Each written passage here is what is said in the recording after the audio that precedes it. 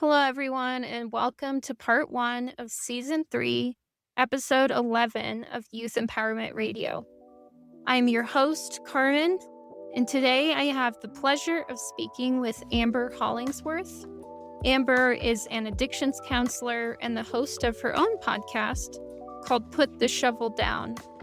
In this episode, Amber shares with us her journey into counseling, and together we explore the nuances of youth and young adult addiction.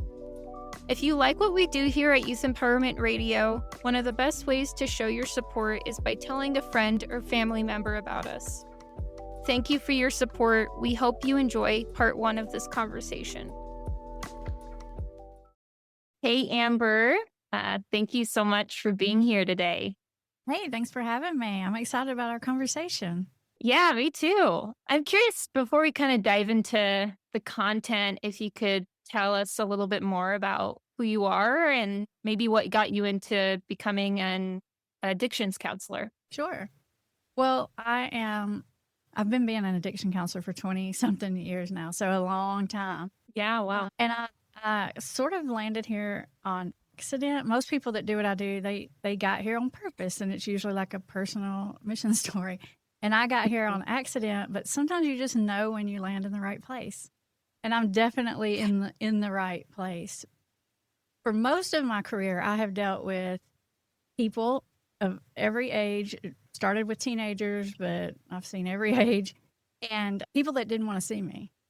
Either they didn't think they had a problem, or someone was kind of like forcing them into it or leveraging them. And so I've spent, 20 something years learning how to engage people that didn't want to be engaged. And so I've developed some skills about that. And then nowadays, I create a lot of content. So I do YouTube. So I do that 3 days a week and see clients 2 days a week now. But what I teach on YouTube is I teach family members how to be helpful, how to talk to someone and not talk to someone who's maybe struggling with an addiction, because families are desperate for help, right? Like they're the ones looking for the help, and no one is telling them. And everyone's just saying, well, you just have to wait till they want it for themselves. Well, they're just going to have to hit bottom. Basically, it's sort of like back up, cross your fingers, hope for the best. And this is like your kid or your spouse. That's unacceptable.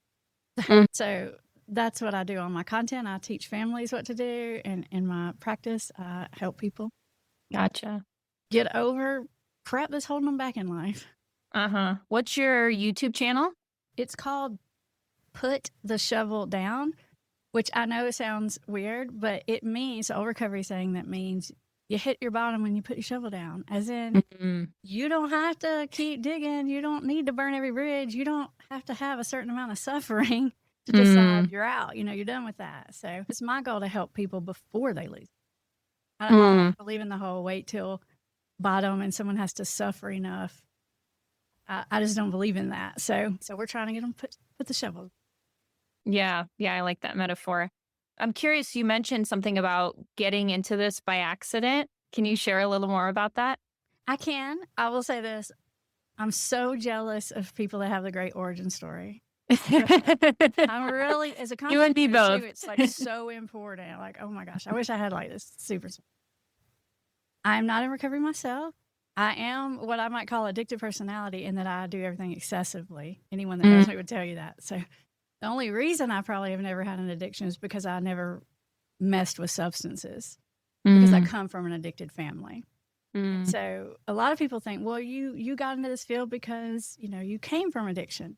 But the truth of it is I didn't even realize how addicted my family was until I was already in the field. So it was sort of a hindsight kind of thing, because when you grow up, it's just normal. Yeah. I mean, like hardcore addiction, like all the aunts, uncles, like the stepsister, as in like my mom was doing meth with my sister at some points. Kind of hardcore. Yeah. Yeah, it was just everywhere, grandparents, everything. But the non-exciting reason is I originally went to school to be a school teacher, which was really horrible, by the way. Oh my God, it was so hard. I taught high school for 3 years, and that was like awful, purgatory or something. And so because it was so hard, I thought, well, I'll get like my master's degree. I'll be like a school counselor, because it makes, because I was in the school system. But at the last Well, in order to be a counselor of any kind, you have to intern for much a whole year for free. And I just couldn't take off a whole year of teaching because I was supporting myself, you know. I couldn't do that. So at the last minute, I changed it to community mental health counseling so that I could intern in the summer. So that's what I mean when I say it's boring. It's just like a super practical reason. And then the program that they put me in to intern was like an intensive outpatient program for substance abuse adults. And when I graduated, because I had taught high school for 5 minutes and I had, 10 minutes of training in the adult IOP program, they decided that I would be equipped to create and run an adolescent chemical dependency intensive outpatient program. Of course, Oh, wow. Of course, I wasn't going to say I couldn't. This was like Uh-huh. I wanted a job. Just they're going to give me a job. So I dove in the deep end of the ocean. I don't know how much deeper it gets than addicted teenagers because that's pretty deep. Didn't know what I was doing and have had to like figure it all out the hard way. Yeah, yeah. The part of that story that stuck out to me, because I've heard this before and I've experienced this as well, not necessarily with a family that's addicted, but like where as you get older, as you learn more about something, you're like, oh, wait, maybe I did grow up in that. And you're like, it like really hits you. You're like, oh, there's a word for that. Oh, It's wild, isn't it? yeah. It's not like I didn't know my family members drank or even did drugs. Like it was pretty open, but Yeah. I didn't think that much about it. Like I wouldn't have even used, except my older half sister who really struggled and had some unmanageability at a pretty early young age. I wouldn't have put the word addict on it, right? It Right. clearly was well into the addict zone. I just wouldn't have put the label on it. Yeah. Yeah. Yeah. Yeah. I want to talk about that because about, I guess you could use a definition or like how would someone qualify an addiction, right? Because I think when we think about addiction, like my default is substance use, right? But it could run the whole gamut of things, right? And so I'm curious if there's, and I know like the DSM gets put into play here and things like that, but if you were kind of to describe what constitutes an addiction in your own words or from what you've seen, Yeah. what would it be? Well, I'm really glad you asked this question because I think one of the biggest problems is that people don't recognize it until it's like really like end stage, what I call like stage 4, like end stage addiction. So most people, when they think about that, they think about like dependency. Like I have to do something or I get sick or go crazy or whatever. But the earlier stages, when you really know something's a problem, is when you have a very hard time stopping once you start. So it's not that you do it every day, but it's like when I do it, I can't have like boundaries for myself around it. Like I promise myself I'm just going to do X, Y, or Z, and then it goes overboard, and then I'm mad at myself. It's the trouble stopping. That's the earlier sign. And most people are like, well, I don't do it every day. I can't be addicted. It's like, no, you actually already have addiction. You have to have addiction for a long time before you get dependent. Could you give like an example of what that might look like?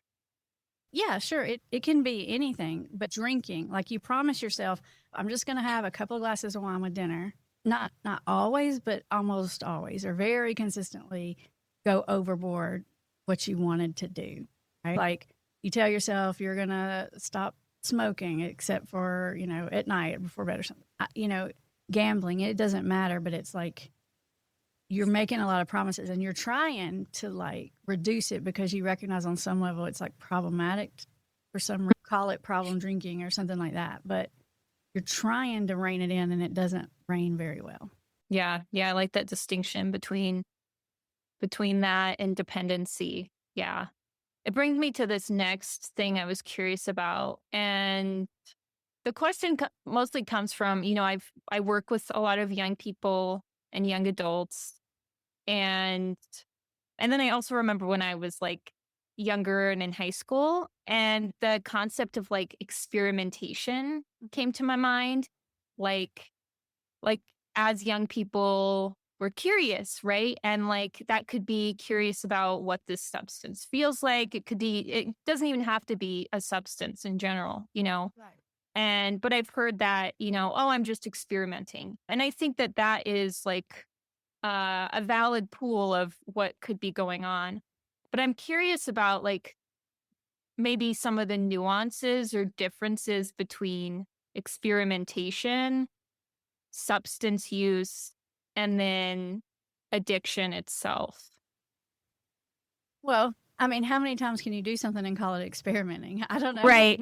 You know, like my 110th experiment, I Yeah. think you can kind of claim that the first couple times you're trying it out, right? And then there's, well, I use regularly, like I use, maybe you smoke weed with your friends on Saturdays or whatever. I would call that Hmm. using it.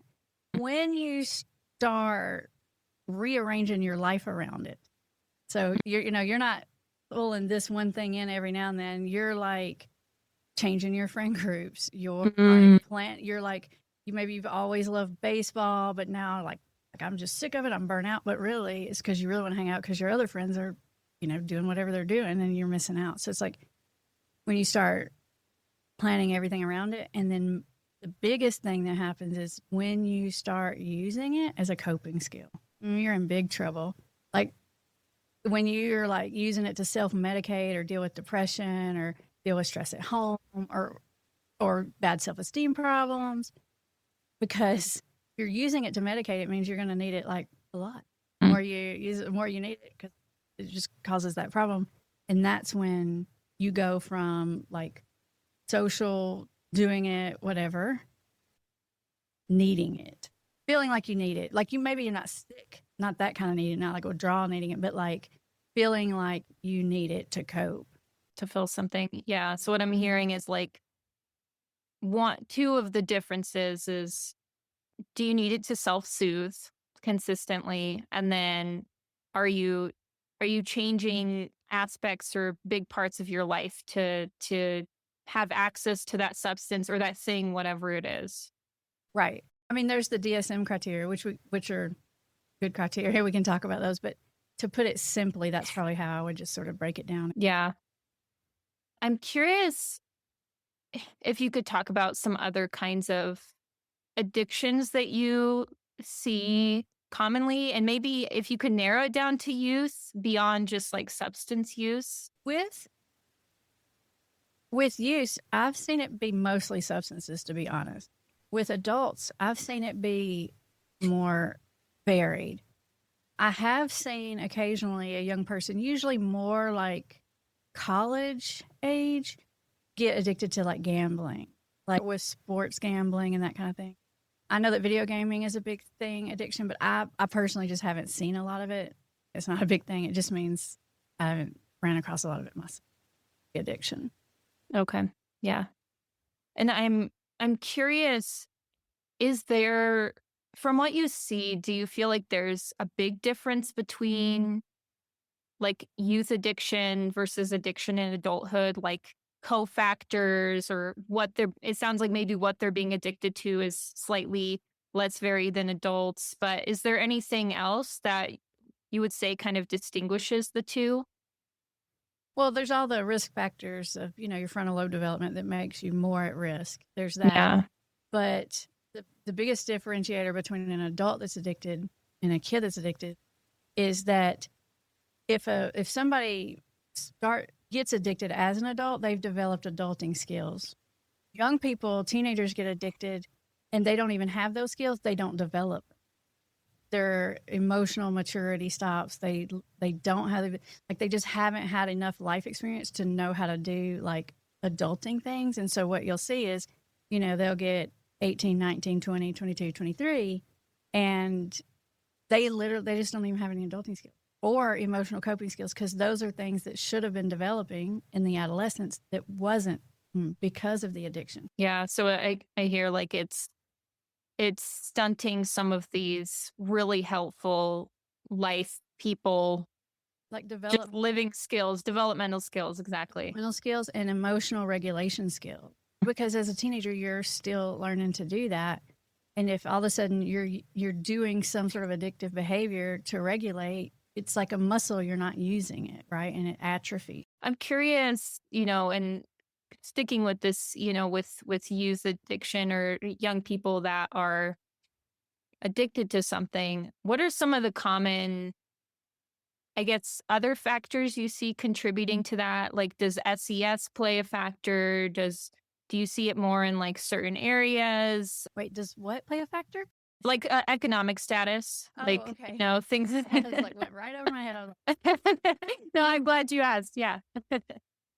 I mean, I guess it probably is some economic play a part in it, but I've seen kids from every level of economic. Mm, Once I went into private practice, I saw a lot of like what I call like little trust fund kids that had hardcore addiction. mm, And that's problematic because they have so many resources. Like they're like in the big league of it because they mhm. have so many resources. So it goes faster for them. What would you say is at the heart of this, like a theme across patients, I guess, when you get to the root of there's this quote that I often like to refer to by this physician named Gabor Mate, and he always says, don't ask why the addiction, but ask why the pain. And I think that quote gets to like, it's like getting to the root of why is this individual doing what they're doing or feel the need to, to use or to, partake in whatever they're partaking it over and over again. I love Gabor Mate. I've read his books. He's like really good. I disagree with him a little bit on his idea that everybody that has addiction has trauma. If we're really broaden the word of trauma in the way that we all have trauma. It depends how we're using that word. But as far as like diagnosable like PTSD or something like that, because I see a lot of people who just don't have that in their past and have addiction. I mean, it's just not there. Mhm. And people want to find a reason why. So they'll just start digging and trying to like come up with a reason why, same thing. I do think addiction kind of hits you when you're down. So maybe there's not like a big childhood trauma or something but if let's say you're using regularly like young people do, like you're in college or whatever and you're just drinking with your frat buddies or whatever, right? And then you go through a bad breakup. Then you're likely to start using it to cope, like we talked about before. Now we're sliding into the danger zone, right? I do think it kind of gets us when we're down. We're just a lot more vulnerable because we start using it to cope. But I'm not of the mindset that everybody that has an addiction has like the kind of trauma that most people think of when they hear the word. Why do you think, we're down and we're looking for is it like looking for something to feel better, to kind of like numb or to kind of like get out of like this discomfort feeling? Yeah, I mean, discomfort can be anything really, and it depends on what substance you're going after. Sometimes you feel like you're too high strung and you want to relax. Sometimes you feel like you need to work a 16-hour shift, so you got to get like hyped up or whatever. Like, but yeah, I think it's a way of not dealing with certain things. That makes sense. Also, I also want to say this. Go ahead. And this is a little controversial, but I don't really think the addicted brain is a broken brain like most people think. I think we're wired to be that way. Like, it's like obsessive chasing dopamine. We're all wired to be like that, right? Some of us more so than others, especially people that tend to have like ADD or ADHD, which is like the other side of the coin for addictions, like together. I think in some respects it's like a superpower, like being able to obsess about something and be relentless about something and get what you want, like at all costs. In some ways, that's a big superpower. Yeah, that's a good point. If you're addicted, you're just using your superpower for the wrong thing. Yeah, that's a good reframe. Can you dive more into that? Like maybe through an example or of where, yeah, because you're so right. Like, being like, I automatically like think about when I was in school, like I was sort of a perfectionist and like being a perfectionist, like maybe to a point that maybe could flirt with like this idea of like I'm addicted to being a perfectionist at school, but it got me A's, got me really good grades. It was using your superpower in a direction that was helping you somehow. Like, I love alcoholics. I don't know why, but I was like alcoholics because most of the time, well, first of all, most of the time they're very charismatic and they're usually pretty ambitious, hardworking people, to be honest. Like, because the same part that makes you sort of lean into the alcohol, the counterpart of that is makes people very, very successful, like addictive personality, people that go extreme on everything, like a real diagnosis. But we all kind of like know what that means. Those are people that just go all in on things, right? And if you're the kind of person that does that, you can get yourself in dreams with anything. But it's a superpower. You just need to learn how to harness it. Like if you're Spider-Man and you first get your powers, you got to learn how to use them right. That's the way I go about it. Yeah, I like that picture. That picture in my head. Peter Parker. I'm curious because I feel like this weaves into this next question I had. Well, but what would you say are some of the most like common myths or misconceptions about addiction, specifically youth addiction? I think the first thing that comes to my mind when you ask that is, and this is a family idea. Some families have the idea that I can teach my kid to use responsibly. And that usually is alcohol or marijuana. Be other stuff, but normally it's one of those two categories. Like you hear like I'd rather them do it at home here with me when they're safe, right? Like these are the things you hear. I'd rather them learn how to drink responsibly with the family. And that sounds really good on the surface. And in some ways, in theory, that sounds good, but it's a really bad plan. Because if you're introducing this thing to your teenager, by the nature of being a teenager, is vulnerable. Usually they're up and down, they're going through the breakups, they're insecure, they don't know where they fit in. They're just in that emotional turmoil. And then you're giving them this thing over here that makes them feel better. You think I'm teaching them to drink responsibly, but as soon as, they hit that hard spot, they're going to start using that differently. Just because you're letting them do it at home doesn't mean they're not also doing it everywhere else. It's not, you can't, I guess what it is it's like families are thinking short term, make sure my kid's not drinking and driving, which is a good thing. But the real issue is addiction.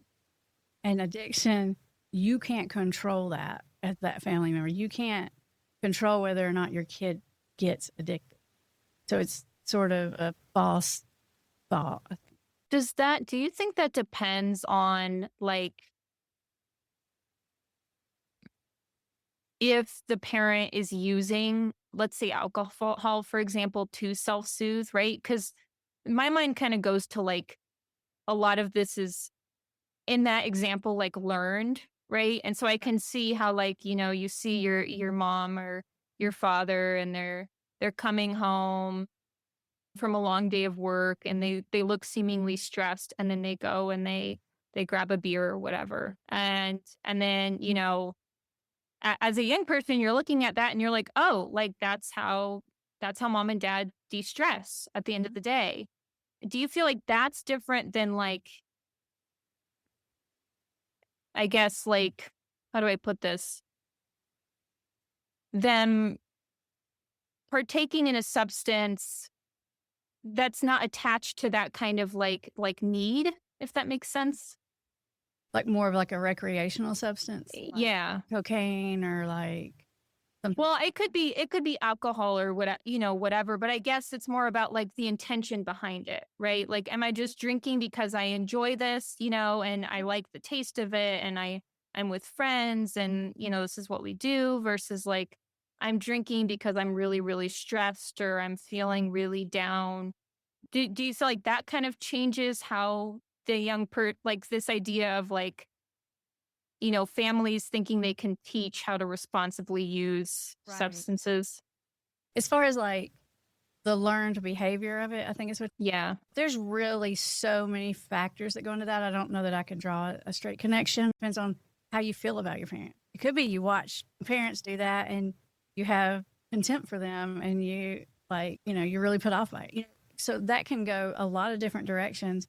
But I do think conversely, the parents that are thinking that about their, like letting their children like use the substances, because a lot of times they're doing it with is what's happening, letting the big parties happen at their house or whatever. Usually that parent has a level of denial about their own substance use. So it's like the parent is teaching it to them. It's like reverse, I guess, from what you're saying. I see. So like the parent is not maybe aware of the level to which they're actually using something, to a point that's beyond recreational. Sometimes, not all the parents that do that. Yeah. Probably in one of two categories. Either that category of, yeah, come on, it's fun, like let's be friends together or whatever. You got that category. And then you also have this other category of like where they really just feel like they're keeping their kids safe, but you can't control how their brain starts adapting to that substance. And now they're not developing these emotional coping skills. You can't control that part. As a parent, people would think I'm super strict. I'm like literally the least strict parent. I'm really not. I'm not a controller. And I realize that kids are going to do it. I just wouldn't do it with my kid because I see every day. Like if there's one thing that can destroy your kid's life, it's that. You worry about your kid getting pregnant? Fine. Whatever, that's bad, but it's not bad like getting addicted. I see. I think I'm understanding more of kind of what you're saying. It's like, it's a little bit of like playing with fire. Like this at the end of the day is something that's highly addictive, especially when we're talking about substances. Yeah. And there's like about teens who are vulnerable, whose brains is just not ready for it. I see what you're saying. Yeah. Yeah. So it goes beyond just like the social kind of parameters or containers it's done in. What you're also saying is that like on a mechanical level and mechanistic level, like this is, these substances are wired to do that, and your brain is wired to love them in a way. Your brain is to help you feel better, right? Yeah. Like there's just so many factors there that make it a really bad setup. I don't think these parents are intentionally. My own parents would have been like that. Like it's just knowing what I know. I wouldn't. Yeah, no, that's fair. That makes sense. Yeah, so I want to kind of pivot a little bit into like maybe talking a little bit about different substances. Like for youth specifically, what are some of the ones that you've seen the most in your practice or through your work being used? The most common one is marijuana. That's the like across the board with teens more than anything else. Okay. I know people worry a lot about stimulant addiction, like being addicted to different ADD drugs and stuff. And I'm sure that kids do share them. But I've seen very little of that as far as addiction is concerned. Maybe misuse occasionally or whatever, but not really addiction related to that. Sometimes you see it like sliding over into the opiates would be the next place.